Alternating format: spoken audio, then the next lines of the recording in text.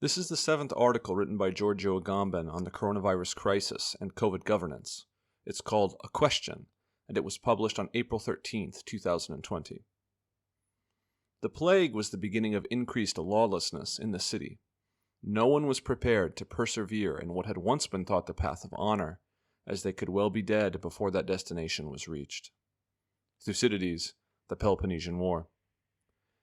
I would like to share with anyone interested a question on which I have been reflecting incessantly for over a month. How did it happen that an entire country, without even realizing what was happening, collapsed, both ethically and politically, in the face of an illness?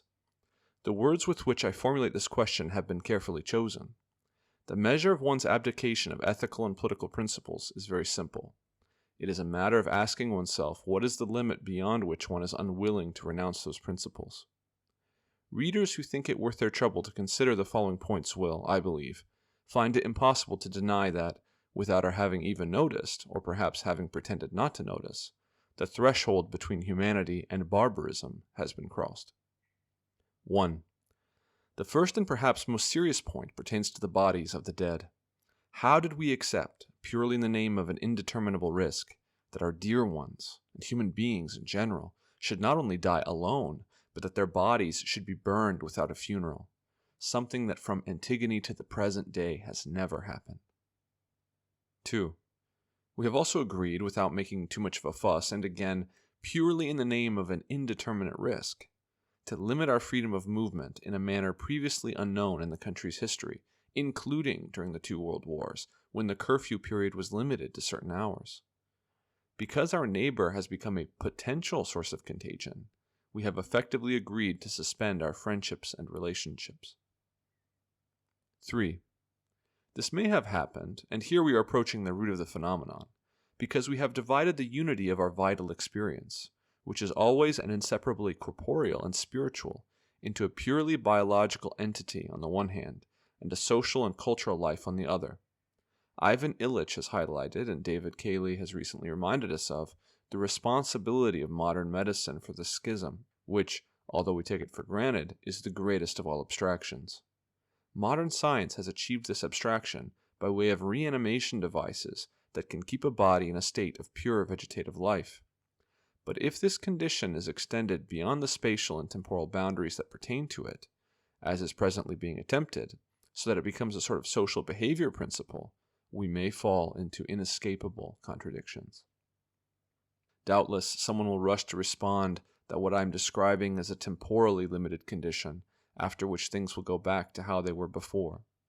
It is remarkable that anyone could say this in good faith, given that the very authorities that proclaimed the emergency keep endlessly reminding us that we will have to go on observing the same directives when this is all over, and that social distancing, as it has been euphemistically termed, will be society's new organizing principle.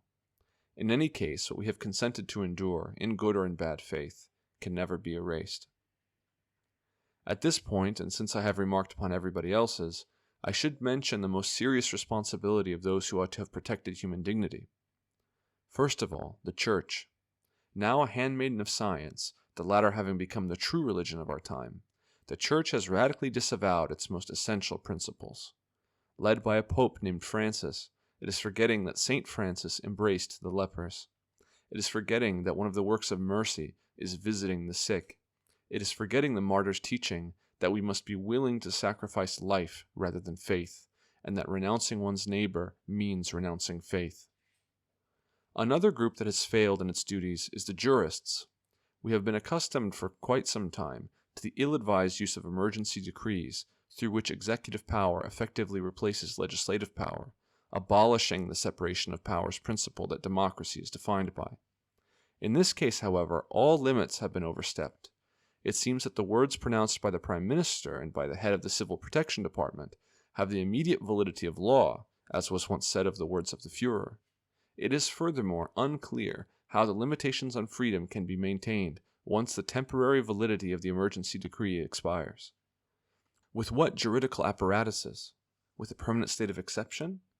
It is the jurist's duty to ensure that the rules of the Constitution are respected, but the jurists are silent. Quare siletis juristi in munere vestro.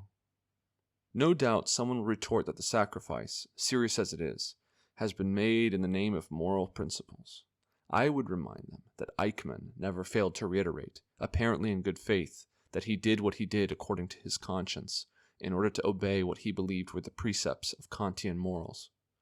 A norm which affirms that we must renounce the good to save the good is as false and contradictory as that which, in order to protect freedom, imposes the renunciation of freedom.